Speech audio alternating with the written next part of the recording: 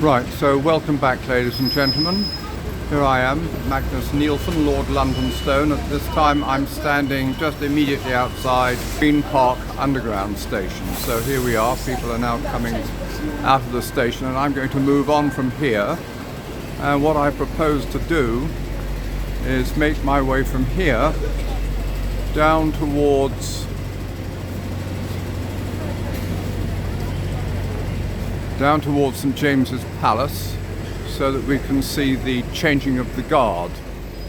And what I'm heading now, we're going through these wrought iron gateway into Green Park, and we're walking down Queen Caroline's Walk. And just to give you some idea of what we are doing, here we are. This is a map showing you the park, and at the moment we are up in the top right hand side where that lady is pointing. So this is just to show you where the park is. Oh, we can actually move in now, so give you a better idea. Green Park Underground Station. What we're going to do is make our way down Queen Caroline's Walk all the way down here, and then we're going to go towards St James's Palace. And I say this is a very useful map of the park. Okay, so welcome back. Now, this little walkway is named after Queen Caroline, who was the wife of King George II, who reigned from 1727 to 1760. Queen Caroline of Ansbach, which was what her name was, she was instrumental in the formation of the parks of London. Just before I go down here, I want to show you across the way, it's boarded up at the moment, you've got a blue plaque which is dedicated to Henry Pelham, who was one of our very early prime ministers in the 1740s. And there, under scaffolding at the moment, so you can't really see it, is the Ritz Hotel, which was built in 1906. And I'd like to talk more about the Ritz Hotel when the scaffolding comes down. Henry Pelham, anyway, is measured down there. That's was his home. And we're going to make our way down Queen Caroline's Walk. Now, this video, I should point out, is probably going to go on for about an hour or so, because there's a lot to see and do. So I thought I would warn you well in advance. But there's a lot of building work going on at the present moment. Green Park is one of the royal parks, and just before I said that,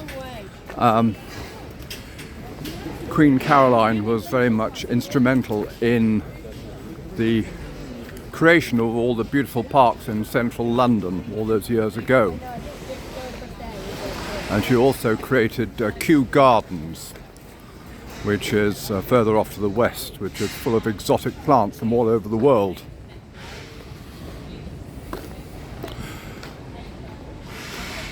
Perhaps I've said it before, but it's worth repeating that of the 607 square miles of Greater London, 40% of that area is covered by open spaces, parks, gardens and so forth, which makes living in London so agreeable. And also we have 8.5 million trees. Now then, this park is called Green Park because at one time there were no trees here, or may have just been one or two. No trees and no flowers, just open lawns. And in those days, in fact right up until about the outbreak of the Second World War, it was quite common to see cows and sheep grazing here.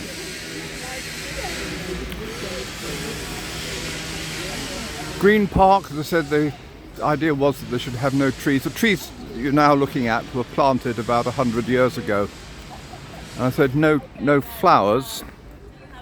The myth behind that is that Charles II came out here and started picking flowers for one of his mistresses, and Queen Catherine of Braganza wasn't very fond of that, so she gave orders that no flower should ever grow in Green Park. That was just to annoy her husband, but it's not entirely true. In the springtime, further down here, there's something like 250,000 daffodils which are planted. They flower quite spectacularly. Queen Caroline used to walk up and down here. This was make a little promenade with all her serving ladies. She caught a chill actually one morning, and that's what carried her off. And then George II was left a widower. It's rather a sad story.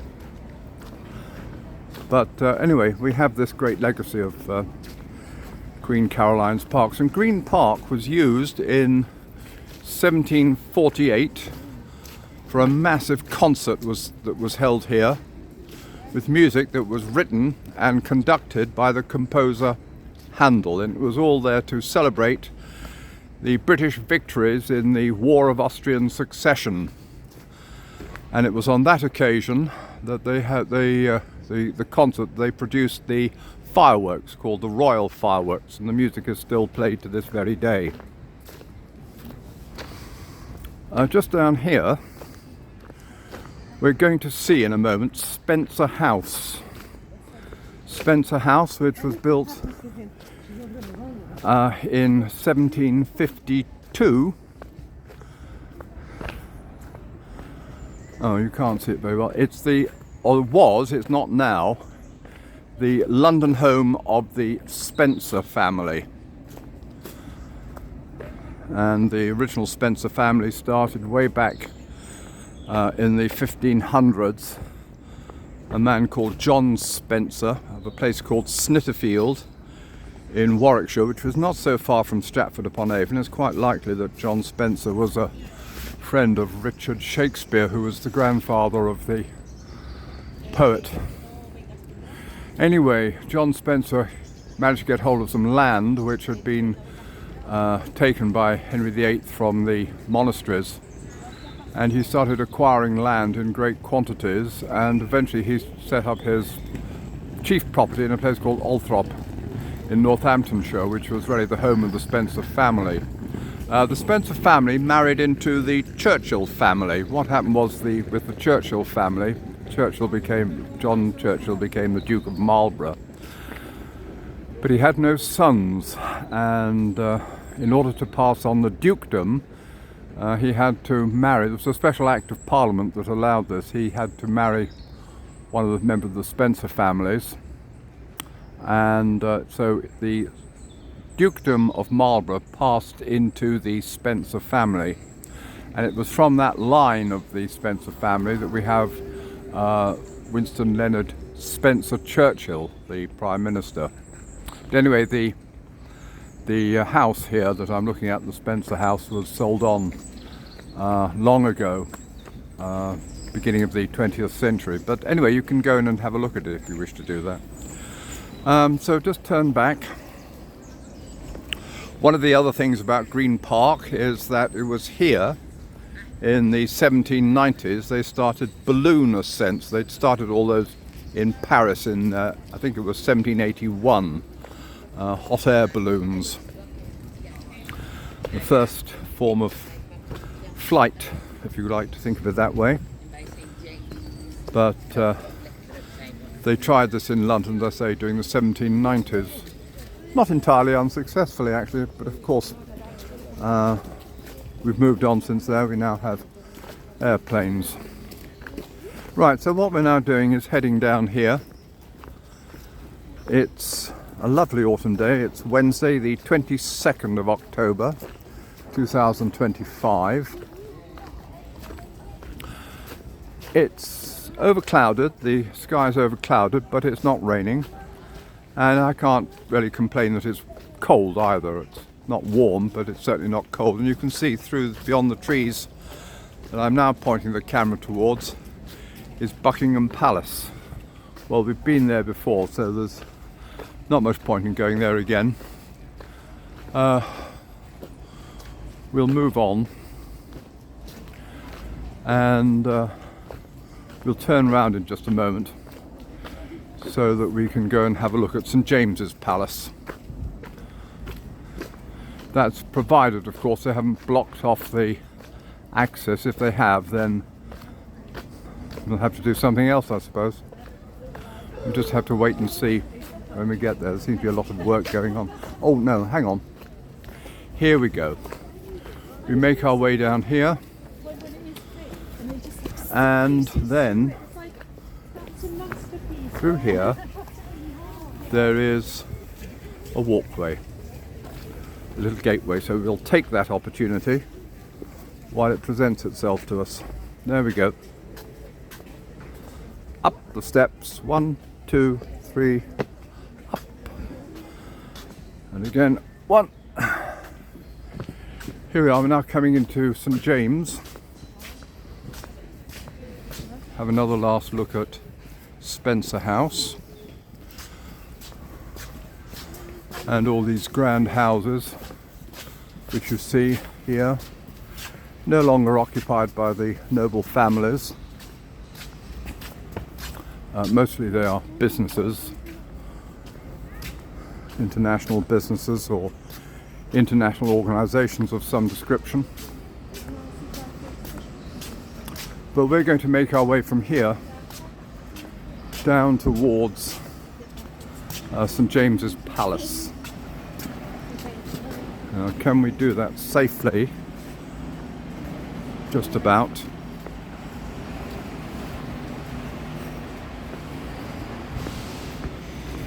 Oh.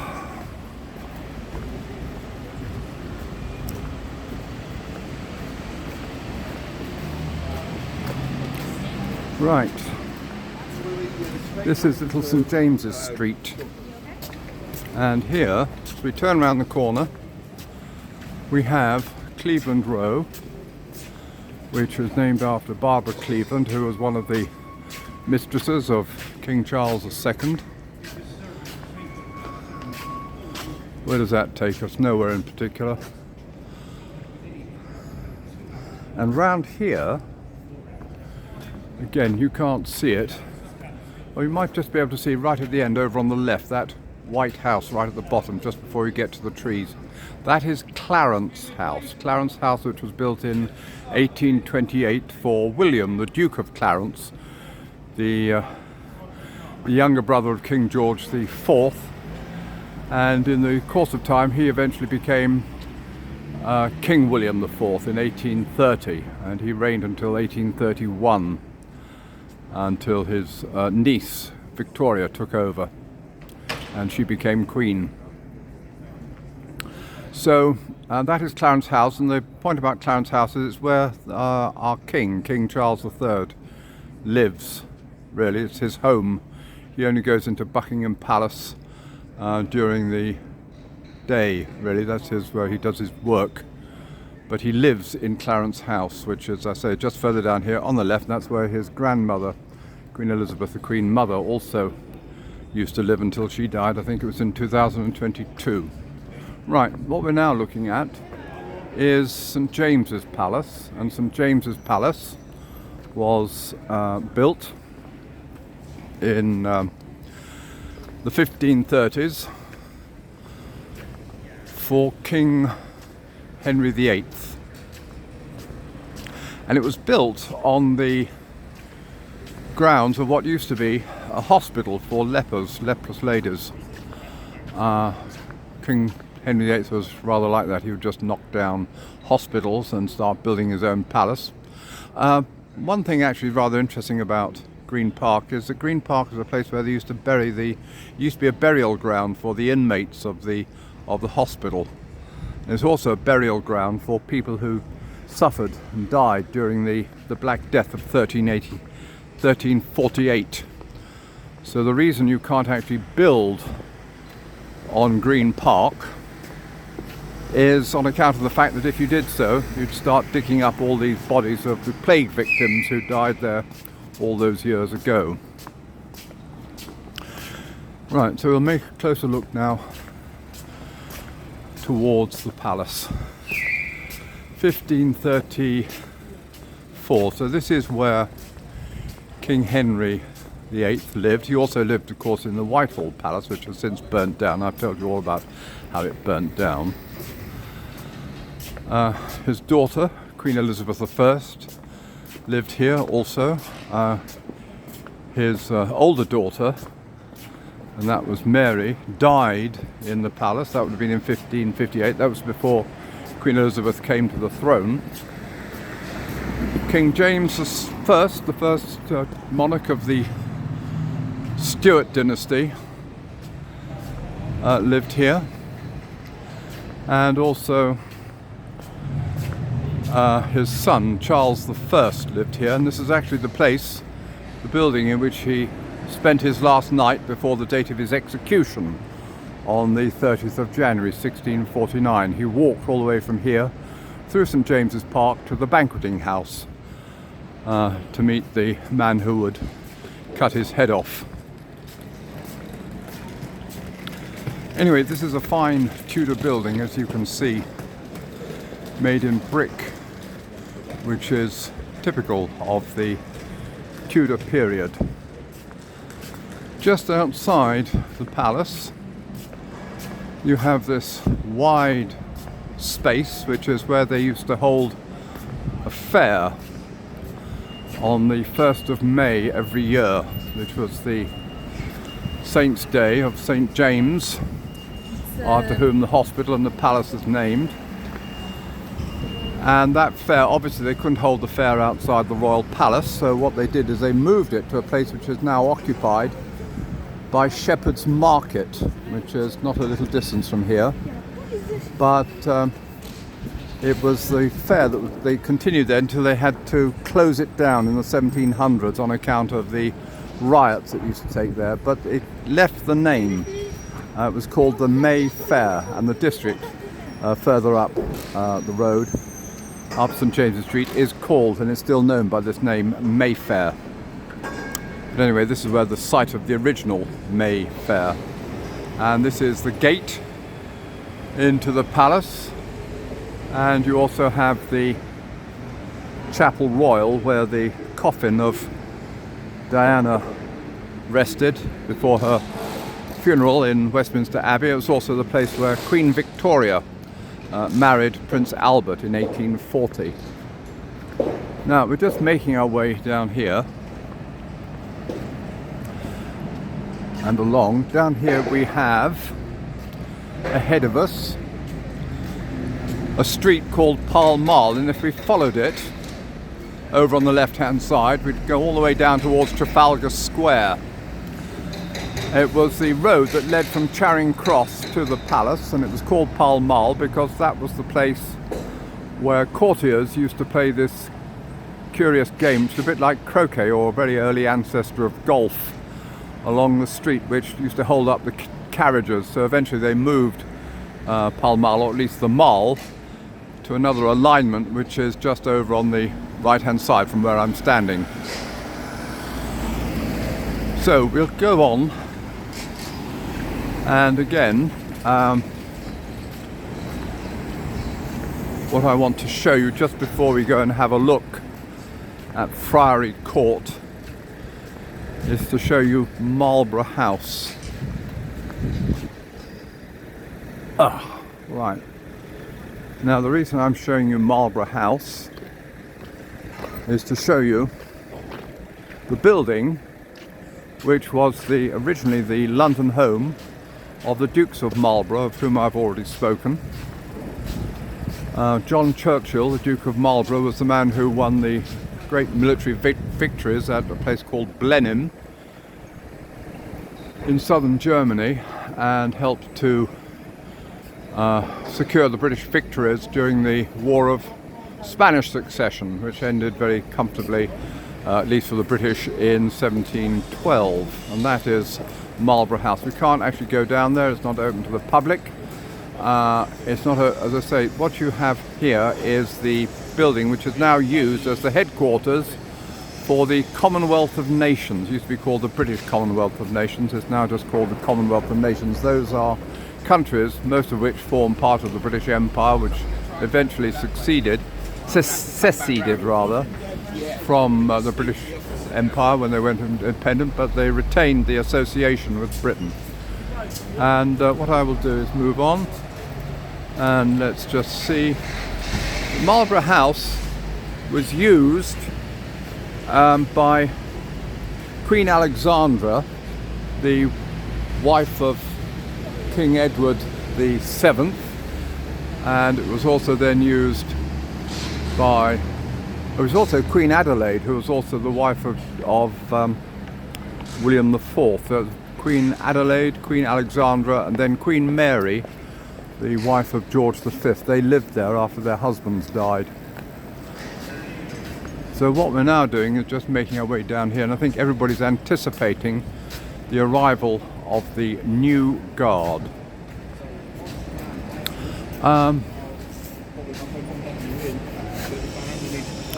Again, just to show you,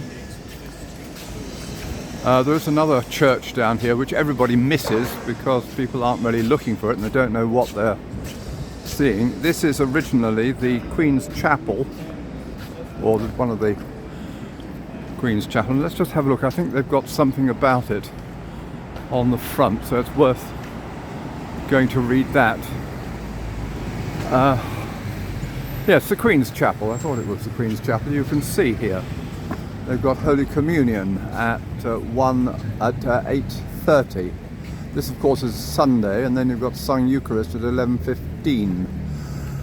And the public are welcome to attend these services. People get the idea that because it's a royal chapel that it's not open to the public. It is open to the public, but obviously for worship, so it's not a good idea to sort of turn up with backpacks and cameras slung around looking like a tourist, but you're very welcome to go inside if that's what you wish to do. I think there's some more information about it. Designed by Inigo Jones, the building of the Queen's Chapel was begun in 1623 for the use of the Spanish Infanta on a proposed marriage to the man known then as Prince Charles, the man who later became Charles I. The marriage did not take place, and the chapel was completed in 1627 for Queen Henrietta Maria, whom Charles I married on the 1st of May 1625.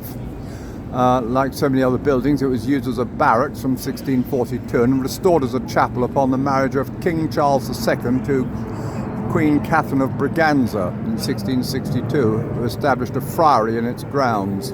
Mary of Modena worshipped here in 1688. So it was a Roman Catholic church because the queens were Roman Catholic, although the country had gone Protestant, so that's what made it rather exceptional. But after Mary of Modena ceased to use it, and it was taken over by William III, it was then rededicated as a Protestant church. But it's interesting, it's the first church ever to be built in the Renaissance style in England. Now here we've got people who are waiting for the arrival of the old guard, and you can see them here, and this is going to take place at 10:30, and we'll all be told to stand on the pavement. And at the moment what we're doing is just hanging about here, just waiting. We've got the Friary Court here. As I say, there was a friary on the grounds at one time for Mary of Modena. That's of course disappeared.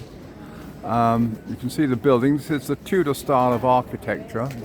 They started building in brick, but they hadn't got used to the idea of not using battlements. So of course they're so used to living in castles, they just used to build battlements really without thinking about it. Now these battlements obviously wouldn't give very much protection to the building, but they're really just purely ornamental.